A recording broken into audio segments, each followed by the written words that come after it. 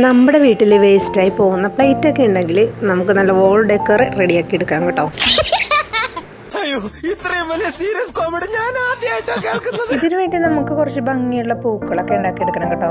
Clay use ചെയ്തിട്ടാണ് അതിനുള്ള flowers ഞാൻ ഉണ്ടാക്കിയത്.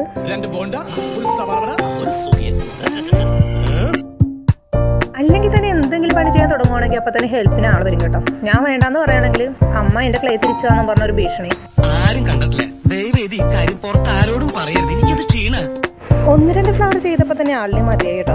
ഇനി അമ്മ തന്നെ ചെയ്തോന്ന് പറഞ്ഞിട്ട് പോയി. എന്റെ സ്വഭാവം അങ്ങനെ.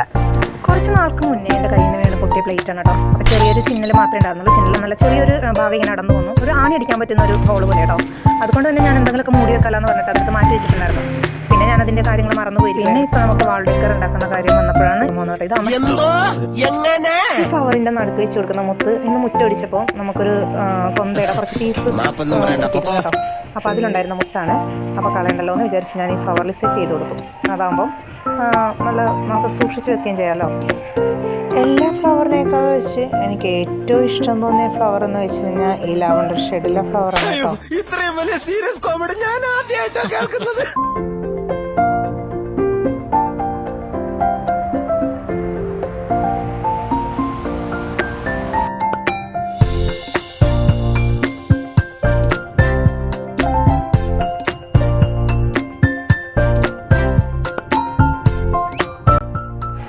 ഇന്ന് നമ്മൾ അടിച്ചു വാരിയതിൻ്റെ കൂട്ടത്തിൽ ഈ മോഡലൊരു ബട്ടർഫ്ലൈനെ നമ്മൾ കണ്ടു കേട്ടോ.